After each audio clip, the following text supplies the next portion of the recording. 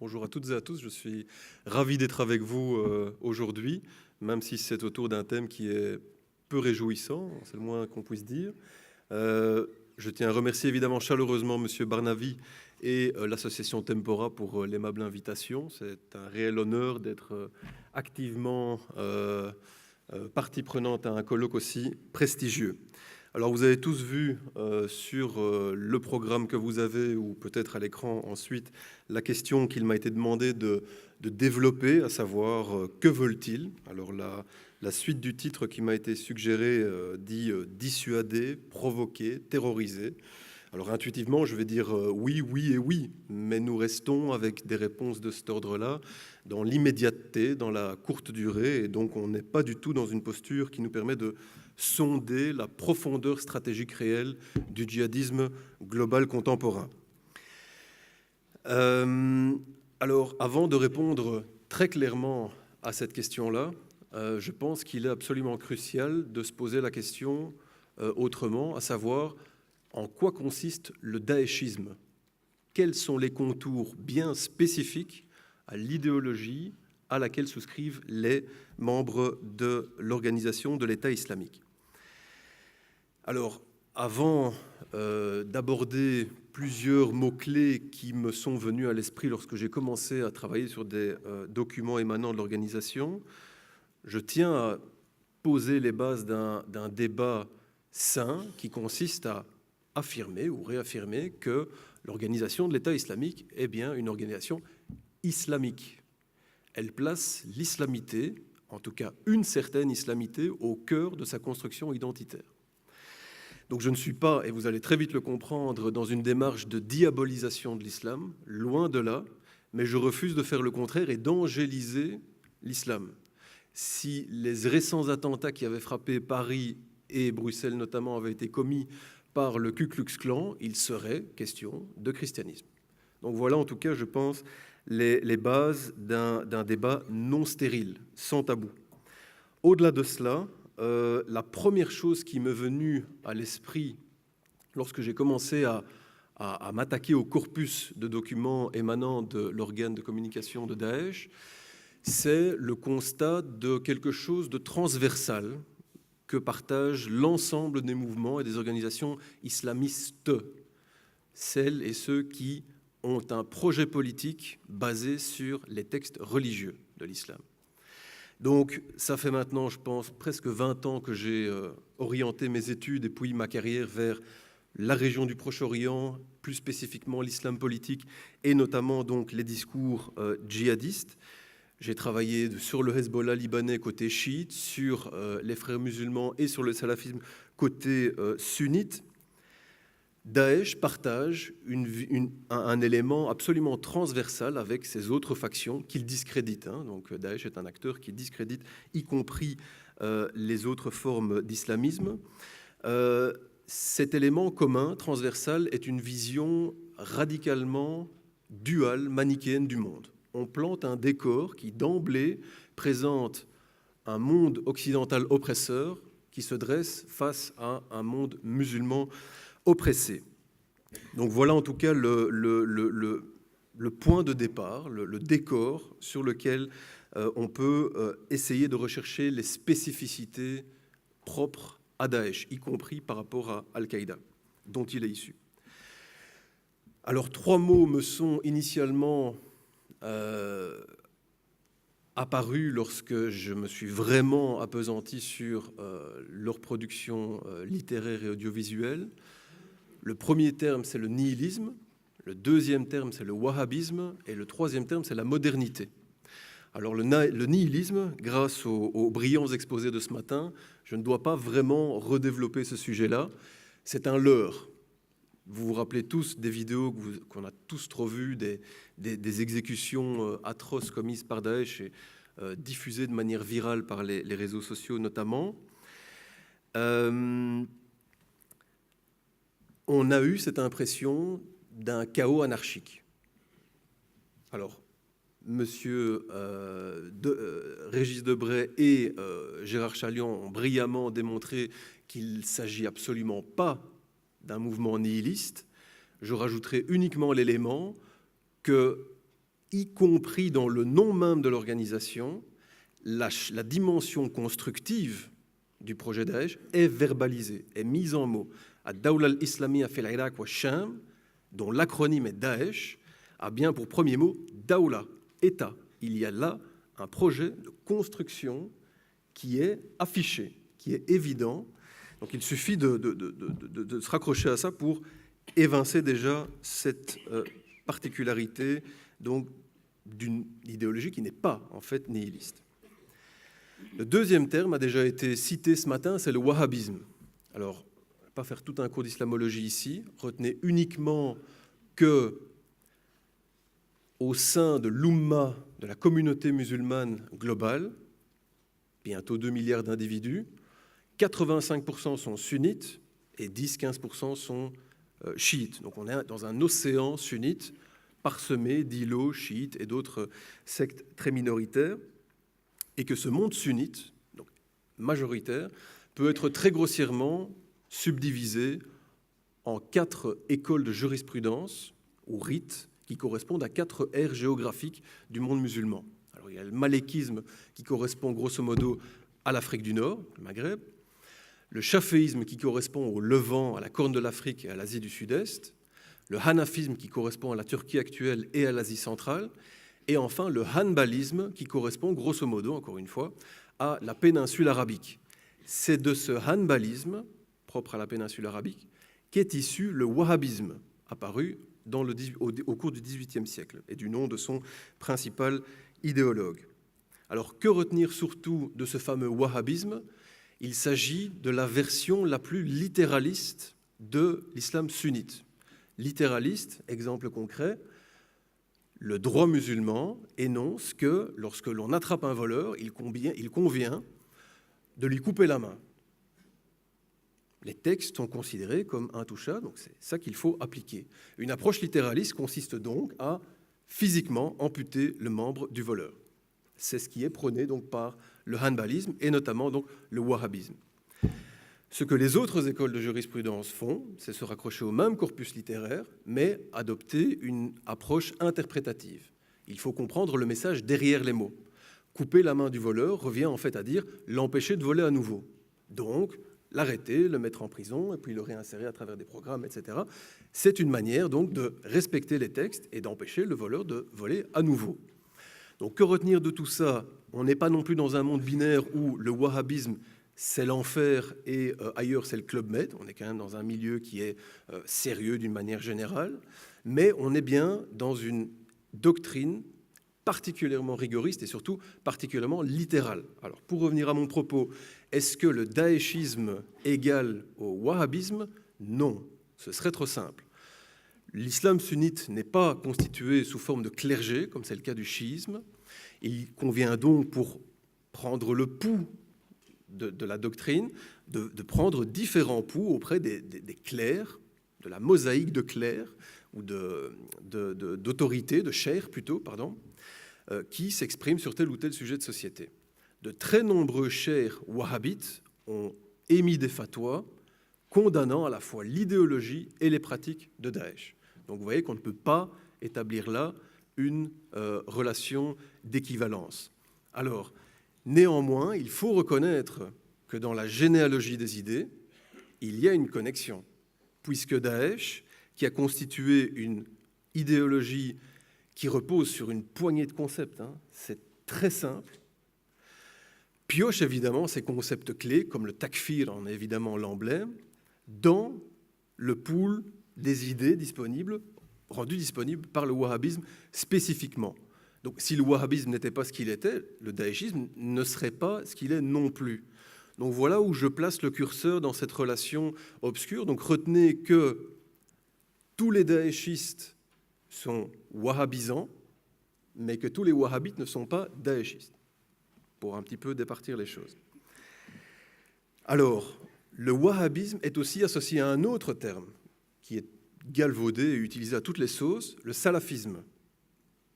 Mettons les choses au clair une fois pour toutes, le salafisme est uniquement une posture philosophique qu'un musulman sunnite peut adopter ou pas, et qui consiste à adopter une importance toute particulière au modèle de la communauté musulmane émergente, en l'occurrence la génération du prophète et les 2 générations qui ont suivi, considérées comme particulièrement proches de la révélation et de la personne de Mohammed.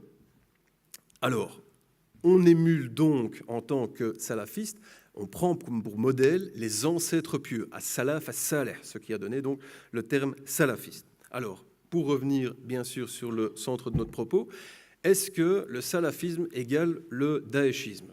Non, ce serait aussi beaucoup trop simple. La littérature en sciences sociales a clairement, et depuis belle lurette maintenant, fait émerger au moins 3 catégories d'acteurs salafistes qu'il convient de rigoureusement départir. On distingue donc le salafisme quiétiste ou apolitique, qui regroupe évidemment l'énorme majorité des gens qui vivent dans un mode de vie salafiste, très répandu dans un pays comme l'Égypte, par exemple, ou la péninsule arabique. On distingue d'autre part le salafisme politisé. L'exemple le plus emblématique, c'est Hizb an-Nour, le parti de la lumière, sur l'échiquier politique égyptien, qui est d'ailleurs le seul parti politique islamiste actuellement toléré par le président Sisi. Et enfin, la 3e catégorie est le salafisme djihadiste, qui, au nom de cette posture salafiste, franchit le seuil de l'action violente, de l'action armée. C'est bien dans cette sous-ramification qu'il convient de classer, entre guillemets, un acteur comme Daesh. Donc, est-ce qu'il y a une équivalence entre salafisme et daéchisme? Non. Mais force est de constater que tous les daéchistes sont salafisants, mais que tous les salafistes ne sont pas daéchistes. Donc voilà, encore une fois, une manière d'un petit peu cerner les choses avec un petit peu de nuance. J'arrive maintenant à mon 3e mot-clé, qui est la modernité, et qui est probablement le plus important, qu'on n'a pas encore véritablement abordé, je pense, aujourd'hui.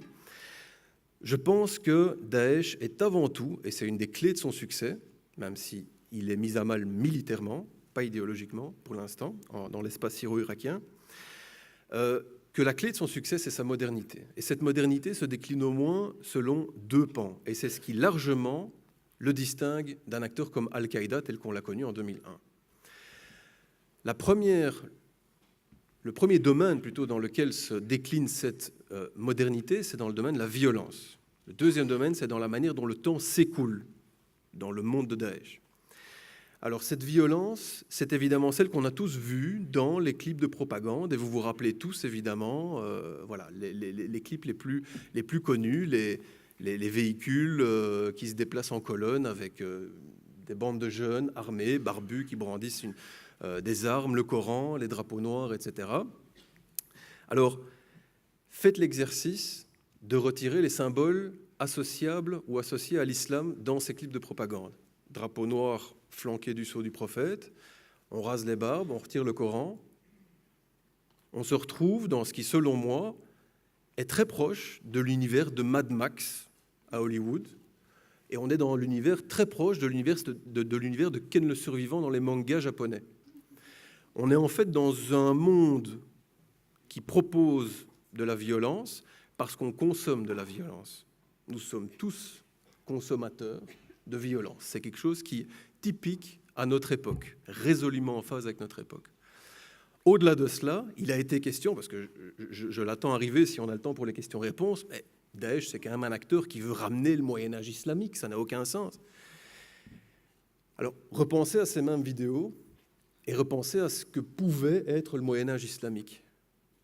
Est-ce que si on essayait vraiment de reproduire ce Moyen-Âge islamique, est-ce qu'il n'aurait pas été bon de ne pas se déplacer dans des pick-up japonais de marque Toyota, de ne pas porter des baskets américaines de type Nike Air Max et de ne pas brandir des armes russes de type Kalachnikov. On est là dans des codes vestimentaires et comportementaux de notre monde globalisé. Encore une fois, on parle ici à une jeunesse qui est ultra connectée et qui est vraiment en phase avec son temps. C'est résolument moderne. Alors voilà pour la violence. Maintenant, je passe sur la manière dont le temps s'écoule dans le monde de Daesh. Et c'est là qu'il y a donc une grande différence avec Al-Qaïda, selon moi. Daesh a su très intelligemment créer 2 types de raccourcis qui ont parlé de manière stupéfiante à une jeunesse, la jeunesse d'aujourd'hui, qui n'a pas vécu sans Internet, qui n'a pas connu le monde sans Internet, qui n'est donc absolument pas consciente de ce qu'est la vie sans tout obtenir en un clic, en une fraction de seconde. Donc là où avant, ramenons-nous en 2001, le jeune François de Neuilly ou le jeune Thibaut de Boisfort, qui voulait tout d'un coup tenter l'aventure djihadiste, avait un parcours du combattant, c'est le cas de le dire, qu'il attendait avant de véritablement pouvoir espérer rejoindre une faction djihadiste et y être accepté en tant que néo-musulman, etc. Et tout. Il fallait probablement partir à Damas, commencer par des cours d'arabe classiques, puis dialectal pour se faire réellement comprendre, puis filer à l'université Al-Azhar du Caire, par exemple, suivre un cursus d'études islamiques pour devenir crédible en tant que néo-musulman, et ensuite seulement pouvoir espérer être accepté dans sa nouvelle grande famille. Et en plus, tout ça au nom de quoi? Au nom d'un projet, à l'époque en tout cas, Al-Qaïda, qui était uniquement en mesure de frapper ça et là les ennemis de l'islam afin de faire converger les circonstances du paysage international pour que d'ici des années, voire des décennies, voire des siècles, peut-être espérer rétablir un califat au départ du monde arabe, puisque c'était déjà exactement le même projet qu'Al-Qaïda avait que Daesh. Ils ont fait temporairement un califat en Afghanistan avec le Mollah Omar, mais depuis une perspective arabe, ce que Oussama Ben Laden était, l'Afghanistan ou la Bosnie ou les Philippines, ce sont des cousins sympas mais lointains. Et ce sont des territoires qui n'ont aucune sacralité. Ce qui est important, c'est de créer ce califat, évidemment, au départ, des terres historiquement et symboliquement importantes. La Mecque, Médine, Jérusalem, éventuellement Kairouan, etc., en Tunisie par après. Ce que Daesh a pu faire, c'est de dire, vous pouvez vous être converti, et ça ne demande que de prononcer une phrase, hein. Enfin, en un claquement de dents, vous prononcez votre profession de foi hier, et vous nous rejoignez si vous faites allégeance, bay'a, et que vous, en gros, la fermez, et que vous obéissez au code du groupe, vous faites partie de la grande famille djihadiste qui, en plus, a eu l'opportunité de saisir un territoire d'abord en Irak et puis en Syrie, en jouant sur un vide politique et militaire dans ces deux États-là, et d'annoncer le califat, c'est pas dans 10 ans, c'est pas dans 50 ans, il est là, on l'a, vous venez, c'est demain que vous avez votre bicoque avec votre piscine ici, et c'est pas n'importe où, c'est pas Kaboul, on est entre Bagdad et Damas, les deux capitales historiques du califat qui s'étaient fait démanteler 90 années auparavant. Donc là, évidemment, on a créé des raccourcis absolument phénoménaux qui ont évidemment parlé logiquement à une jeunesse qui n'a pas connu le monde sans obtenir tout en cliquant. Donc voilà pour terminer avec le daéchisme, et je répondrai à la question centrale de ma présentation en 1 minute, c'est promis. La réponse, en fait, que veulent-ils vraiment, se trouve écrite noir sur blanc dans leur littérature, la littérature djihadiste. Alors vous allez me dire, c'est un corpus dont on ne discerne difficilement les contours, c'est en arabe en plus, etc. En effet, c'est très compliqué, mais depuis 2004, on a un manuel du petit djihadiste, ou en tout cas le manuel théorique du projet djihadiste, qui synthétise de manière très concrète la véritable stratégie du djihadisme global, dont Daesh n'est qu'un épiphénomène. Donc Daesh peut disparaître, le projet djihadiste perdurera bien entendu. Alors ce document, Idarat al-Tawahhush, c'est l'administration de la sauvagerie, donc publié en 2004, qui est donc toujours d'actualité, explique très clairement que frapper une gare ou un aéroport, ce n'est pas une fin en soi. Quand on s'extasie sur la résilience de New York ou de Londres ou de Madrid et puis de Paris, c'est la règle. Faire péter une bombe dans un endroit public, ça n'a jamais fait cesser de fonctionner la société ciblée. Ça crée de l'émoi, ça terrorise, oui, après la vie continue. Donc c'est uniquement un moyen tactique, une méthode pour arriver à l'objectif final qui est tout simplement de changer l'ordre mondial, pour permettre l'érection d'une société idéale où régnerait la justice sociale. Mais pour atteindre cet idéal-là, il faut passer par cette étape de la barbarie, de terroriser les ennemis. Et comment est-ce que l'on peut s'attaquer aux ennemis, donc en l'occurrence ce bloc occidental oppresseur? On l'attaque là où il y a des failles. Et ce monde fantasmé, qui est vu comme un bloc monolithique, le bloc occidental, est très clairement, très clairement partagé en deux espaces selon la perspective djihadiste. Et l'Europe occidentale est vue comme le ventre mou qu'il faut attaquer, tout simplement parce que d'importantes communautés musulmanes y sont préalablement établies. Donc à travers une attaque terroriste, ce n'est pas l'attaque qui est visée, c'est juste un outil, une étape, méthodos dans le sens grec du terme, la voie qui permet d'atteindre un objectif réel. C'est tout simplement de bipolariser les tissus sociaux de nos sociétés plurielles entre musulmans et non musulmans. C'est comme ça qu'on commence à affaiblir un ennemi qui est vu comme unifié malgré sa pluralité. Je vais en rester là. Merci beaucoup.